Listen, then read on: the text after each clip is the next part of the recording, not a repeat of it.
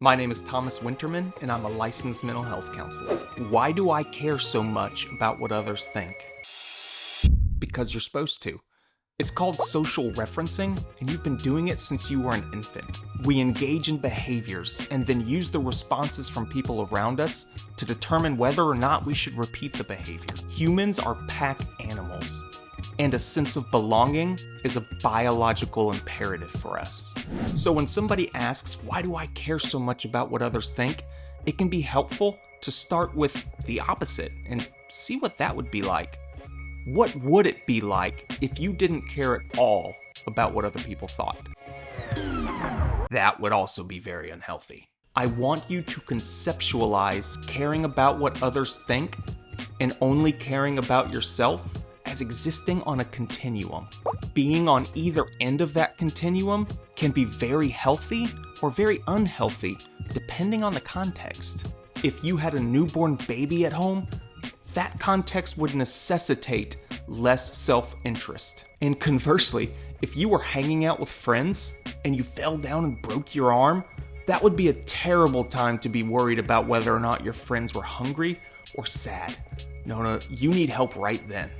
Ideally, we want to have a set point or a baseline somewhere close to the middle of that continuum with the ability to move into either side given the context. Being stuck on one side or the other is where we tend to find unhealthy actions, thoughts, and feelings. In any given moment, being on one side or the other is not in and of itself unhealthy. If you want or need to be on a different side but you can't move, that's where the unhealth is. And if you find that that's the case, start looking for opportunities to engage with ways that move you closer to the middle. Let me be clear. You are not broken and nothing is wrong with you. The reason why any person is the way they are in their unconscious is because being that way was at some point advantageous. Life experiences have attuned you to patterns that are no longer working for you. And that's it. Judging yourself for adaptations is foolish. The definition of an adaptation implies a necessity for change. See these patterns in yourself for what they are: outdated adaptations, and not marks against your character.